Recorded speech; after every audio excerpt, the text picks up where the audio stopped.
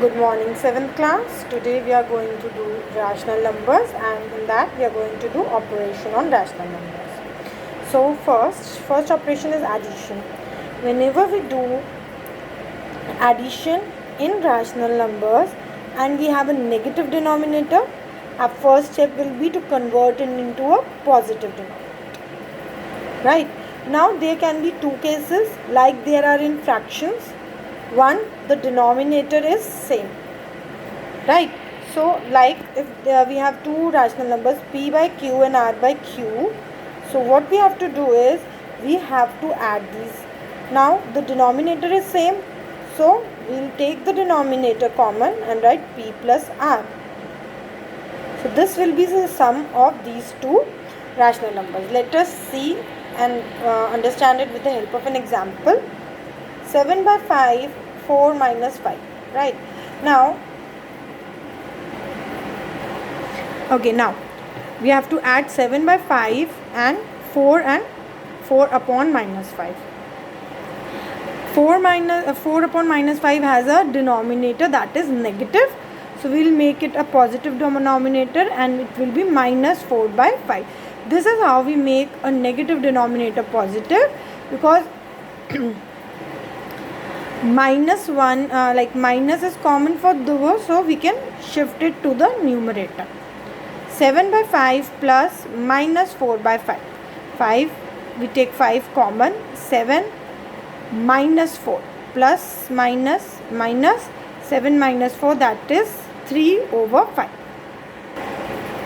Now in case we have a mixed fraction, so first step will be to convert the mixed fraction. For example, 1 by 4, 2 1 by 4. So we'll first convert this mixed fraction into a improper fraction, 5 by 4, and 2 1 by 4 into 9 by 4. Right? Now we'll add the 2. 5 by 4 add 9 by 4, it becomes 5 by 4 plus 9 by 4. 4 we take common. 5 plus 9 is 14. 14 over 4, that is 3 1 by 4. Now case 2. Rational numbers with different denominators.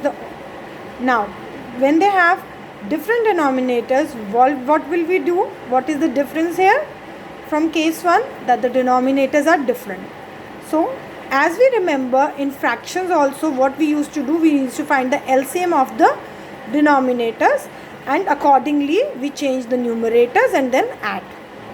Here also I have given two numbers, 2 by 3 and minus 4 by 5.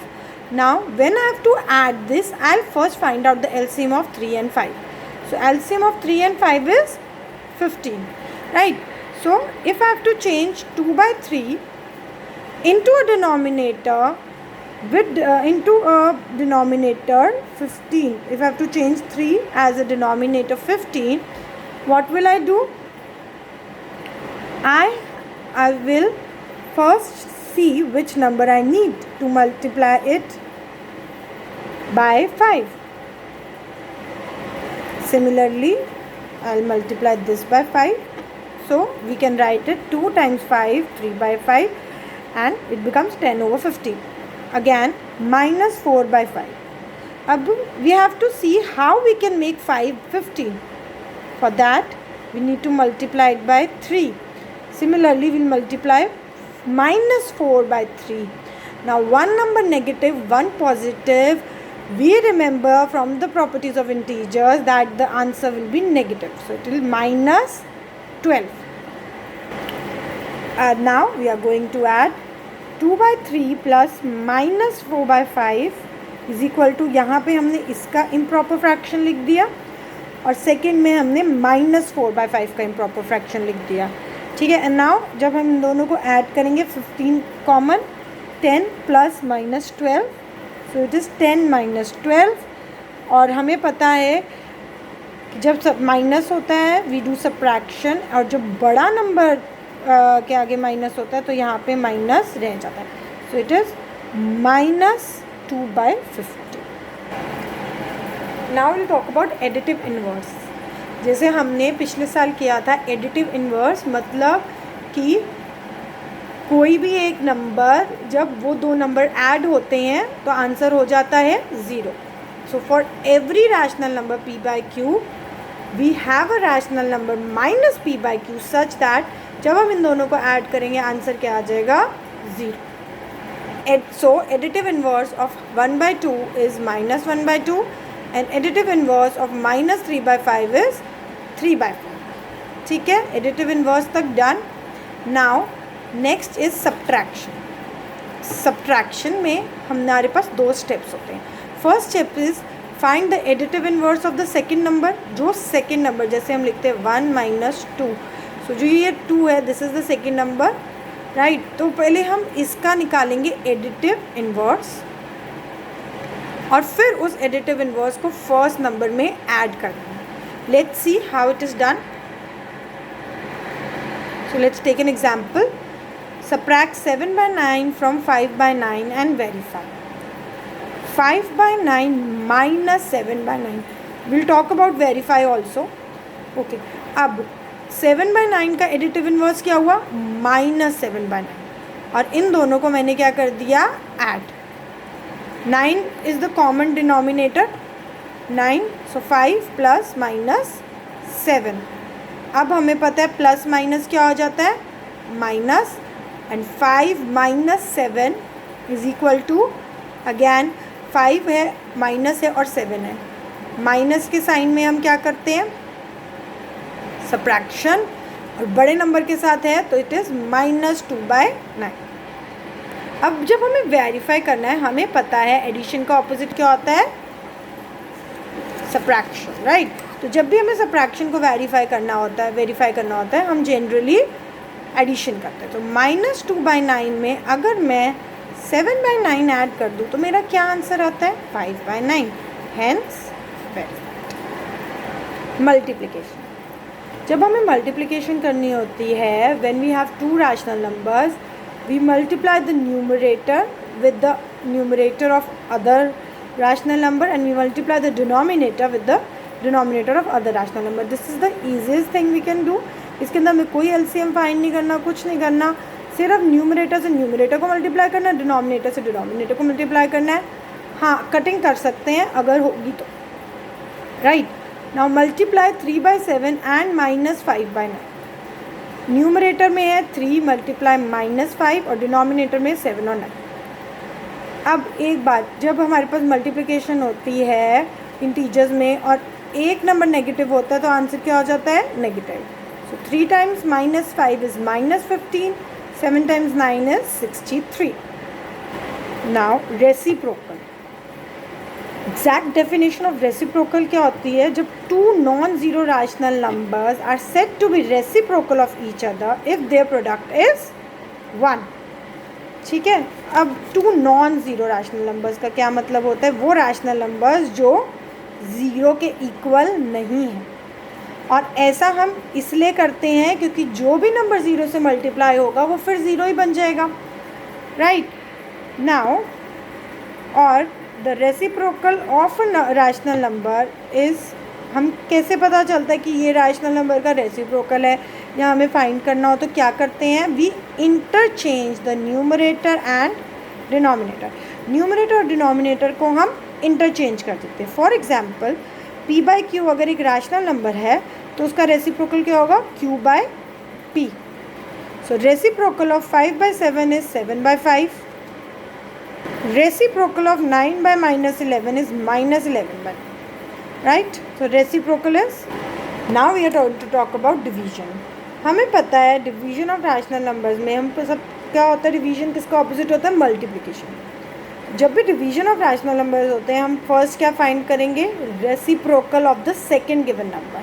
जो भी number given होगा उसका हम second number का reciprocal find करेंगे और दोनों numbers को क्या कर देंगे मल्टीप्लाई. तो आपने एक चीज़ देखी सब्ट्रैक्शन में also we did the same. हमने पहले उसका एडिटिव इन्वर्स निकाला फिर उसको ऐड कर दिया और डिवीजन में हमने पहले उसका रेसिप्रोकल निकाला फिर उसको मल्टीप्लाई कर दिया. और एक और बात ध्यान देने वाली है we are always talking about non zero rational numbers here in division क्योंकि जब भी कोई नंबर ज़ीरो से डिवाइड हो जाता है वो रैशनल नंबर ही नहीं रहता. Right okay. So 1/4 1/4 divided by -2/3. Now किससे डिवाइड कर रहे हैं? 2/3. तो हम किसकी बात कर रहे हैं? डिवाइज़र, जिससे हम डिवाइड कर रहे हैं. तो जो डिवाइज़र होता है हम उसका क्या निकाल देते हैं? रेसिप्रोकल. -3/2. अब मल्टीप्लिकेशन का तो हमें रूल पता ही है, numerator multiplied by numerator, denominator multiplied by denominator. So 1 times -3 is -3, 4 times 2 is 8. Now this is all about the operations. Now we'll see some questions of the exercise, rest you will do yourself. So exercise 3.3 question 5 C part. इसके अंदर question है 325/63 multiplied by -23/25. अब सबसे पहले तो ये एक mix number है, इसको हम क्या कर देंगे? एक इम्प्रॉपर नंबर में कर देंगे, ठीक है, और उसको मल्टीप्लाई करेंगे -23/25. अब 214 मल्टीप्लाइड बाय -23/63 मल्टीप्लाइड बाय 25. अब यहाँ पे एक नेगेटिव नंबर है, एक पॉजिटिव नंबर है. वही बात, जब एक नेगेटिव होता है तो प्रोडक्ट में आंसर क्या हो जाता है? नेगेटिव. 214 मल्टीप्लाइड बाय 23 इज 4922 और 63 multiplied by 25 is 1570. Now let's look at question number 6 B part. 11/13 divided by 13/11. 13 into 2 is 26 plus 11 37/13 divided by 13/11.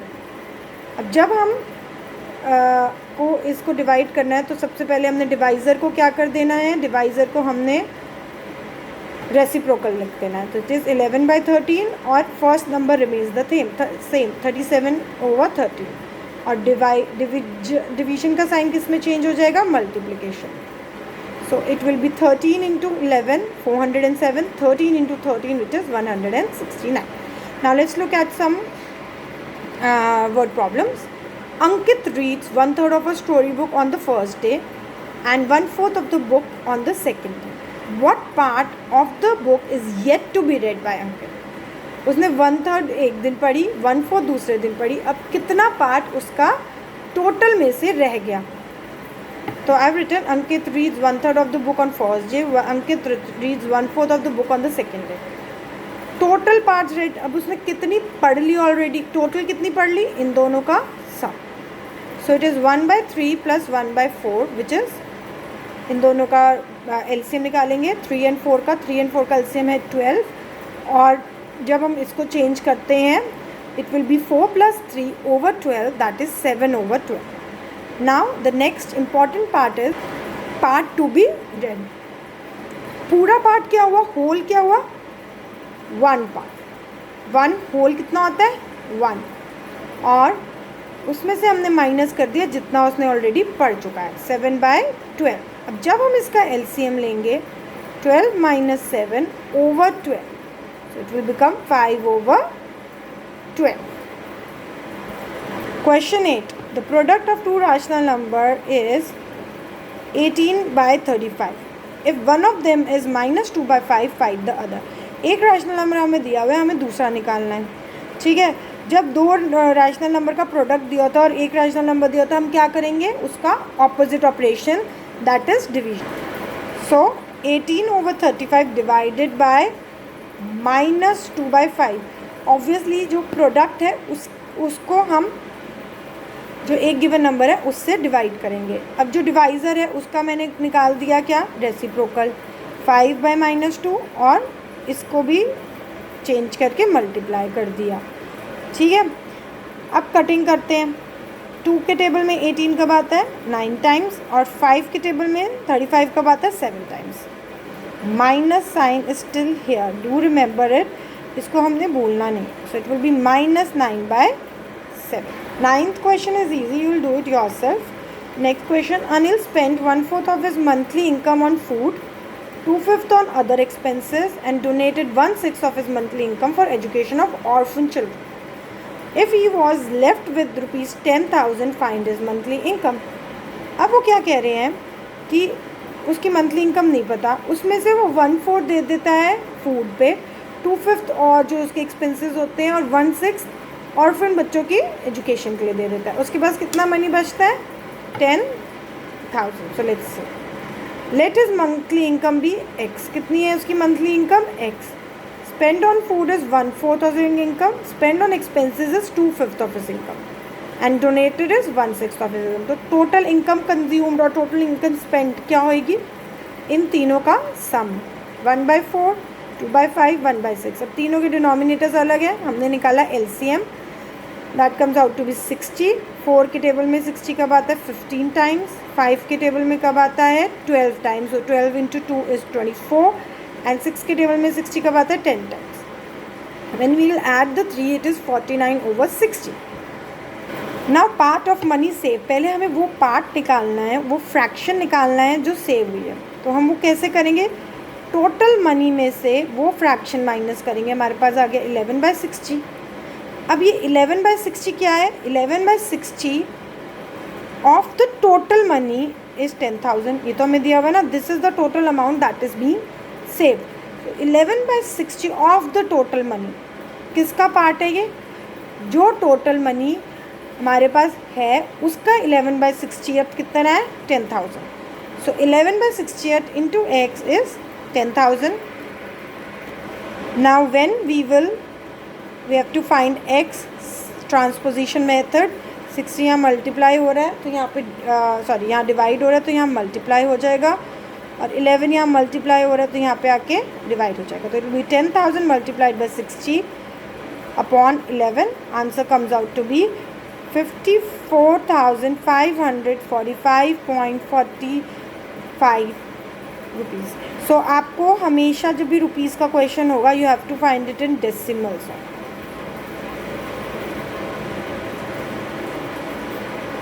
Okay, now decimal representation of rational numbers. जब हमारे पास एक rational number है जो p/q form का है और हमने उसको किस में चेंज करना है? डेसिमल में। तो हम क्या करते हैं? हम p को q से डिवाइड करते हैं, न्यूमरेटर को डिनोमिनेटर से डिवाइड करते हैं। मतलब डिनोमिनेटर इज़ द डिवाइज़र, बाहर आएगा, और न्यूमरेटर जो है that will be the dividend. और जो रिजल्टेंट अगर रिमाइंडर 0 आया तो हम उस डेसिमल को क्या कहेंगे? Terminating decimals. So there are two terms, one is terminating, we will discuss about the other term later. Now I have to convert 7/8 into decimals. Okay, now जब 7/8 आता है, 8 बाहर लिखा, 7 अंदर लिखा। अब 7 से तो 8 डिवाइड हो नहीं सकता, सॉरी 8 के टेबल में 7 तो आता नहीं, तो हमने वहाँ 0 लिख दिया। अब next step is to put the decimal here and here. Now after decimal we can put any number of zeros because whole number के बाद हम 0 लगा सकते हैं। It becomes 70। अब 8 के टेबल में 70 कब आता है? 8 8 64। It will be 6. Now this becomes again 60.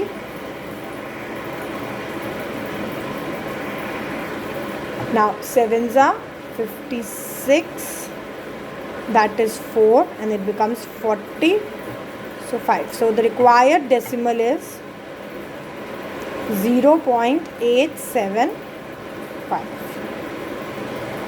अब एक और केस हो सकता है कि ऐसा हो जैसे यहाँ तो वही डेसिमल 40 आ गया, हमारे पास था तो रिमाइंडर 0 हो गया। अब क्या हो सकता है कि जब हम डिवाइड करें और रिमाइंडर 0 ही ना आए, ऐसा कैसा डेसिमल होता है? 10/3। अब हम इसको डिवाइड करते हैं,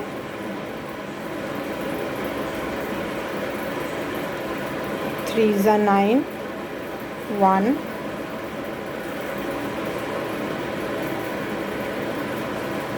अब whenever we have such numbers, what we see is the remainder is also repeating, so is the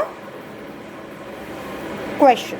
So these kind of decimals are known as non-terminating decimal, जो कहीं पे रुक नहीं रहे। और क्योंकि इसमें क्वेश्चन रिपीट हो रहा है, we'll say non-terminating repeating decimals. and they are written like this. I'm sorry, they are written like this. 10 by 3 is equal to 3.33 and we put a bar over the repeating number. Zone सा number बार बार repeat हो रहा है हम उसके ऊपर एक बार लगा, right. There are some rational numbers that on dividing the numerator and denominator the remainders are different each time और क्वेश्चन भी डिफरेंट आता रहता है. इन डेसिमल्स को हम कहते हैं non terminating, non divisible. We will discuss this in the next chapter. Okay, so this chapter is finished. You have to complete the run through and you have to complete this chapter and you have to complete the exercises, right? So have a nice day. Bye.